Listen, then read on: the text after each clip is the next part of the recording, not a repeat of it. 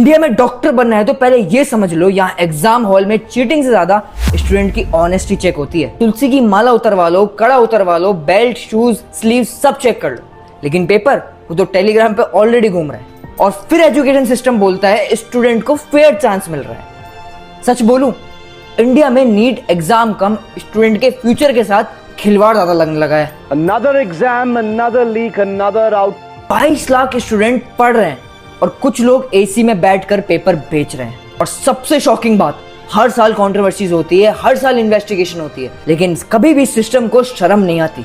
2024 में भी यही हुआ था और 2026 में भी अब वही हो रहा है। व्हाट्सएप ग्रुप में धड़ल्ले से पीडीएफ सर्कुलेट हो रही है और 22 लाख स्टूडेंट चुपचाप घर पर पढ़ रहे थे।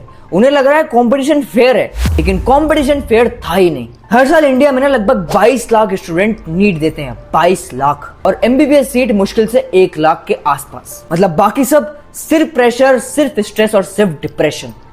किसी ने 1 साल ड्रॉप लिया है, किसी ने 2 साल, किसी के पेरेंट्स ने लोन तक लिया हुआ है, किसी की माँ ने अपनी ज्वेलरी बेच दी, किसी का बाप ओवर टाइम कर रहा है सिर्फ इसीलिए ताकि उनका बेटा या बेटी डॉक्टर बन सके। और फिर एक दिन न्यूज आती है पेपर लीक, बस एक लाइन, लेकिन उस एक लाइन के पीछे लाखों फैमिलीज टूट जाती है।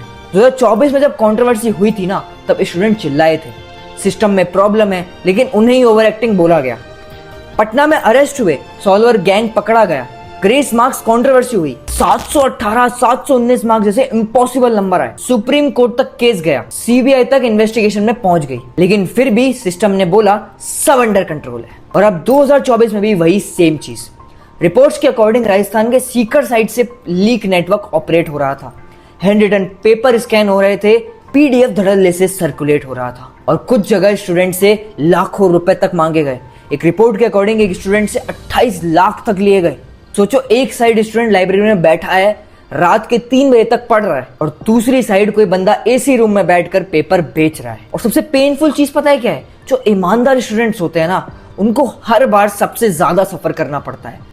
पेपर भी मेरा उसी हिसाब से गया, आंसर की मिलाई तो मेरे 656 बन रहे थे। आनंद सर खुश हुए, चंदन सर खुश हुए, सब सारे टीचर खुश हुए। घर पे बता, घर पे सब खुश, मैं बहुत खुश, और सब कुछ सही चल रहा था। मैं घर चला गया, घूमा फिरा थोड़ा बहुत, जो भी मैंने बताया कि मेरे को जो चीज़ें रह गई थी इस साल में करनी, मैं वो करने लगा। एकदम से न्यूज़ आई कि पेपर लीक होने की वजह से कैंसिल हो गया। एट द फर्स्ट मोमेंट तो मेरे को तो समझ ही नहीं आया कि मतलब मेरी क्या गलती थी। मुझे तो नहीं पता था ना कि वो लीक हो जाएगा। या मैंने तो पूरे साल ढंग से मेहनत की थी और मैंने तो ये किया था कि मैं अपनी पूरी वो रखूं। पेपर लीक करने वाले चिल करते हैं, पढ़ने वाले स्टूडेंट्स डिप्रेशन में चले जाते हैं। खान सर तक मीडिया में आके अपने गुस्से को ओपनली दिखा रहे हैं। उन्होंने बोला कि स्टूडेंट्स का फ्यूचर जोक बन गया है, और ऑनेस्टली गलत भी क्या है। प्रशांत किरत जैसे एजुकेटर्स भी बोल रहे हैं कि स्टूडेंट्स को ट्रस्ट ही खत्म हो रहा है सिस्टम से। NTA, अगर मैं आपको फुल फॉर्म बताऊं तो फुल फॉर्म है नॉन ट्रस्टेबल एजेंसी।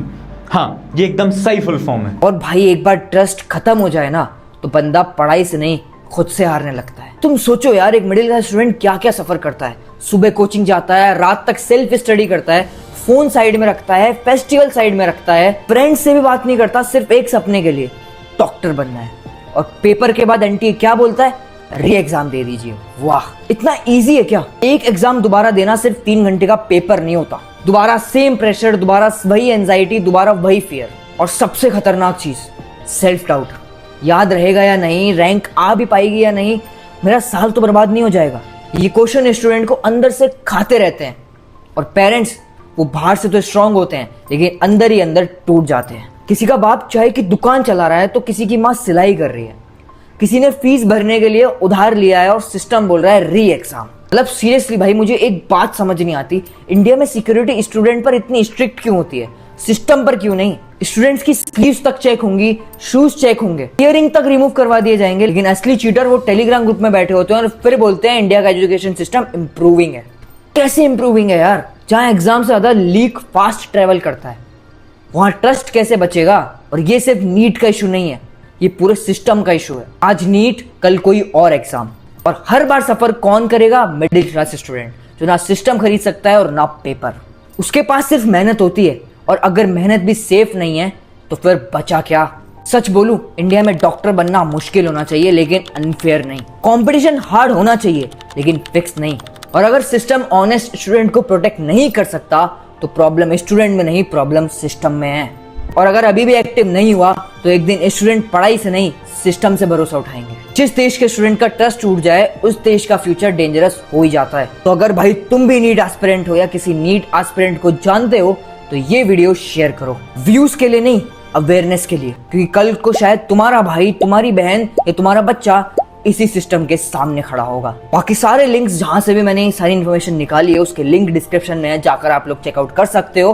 और एनटीए ने जितने भी ट्वीट्स करे हैं 2025-2026 में, उन सबका लिंक मैंने डिस्क्रिप्शन में डाल दिया है। अगर आज आवाज नहीं उठाई ना तो शायद इंडिया में फ्यूचर में एजुकेशन बचेगी ही नहीं।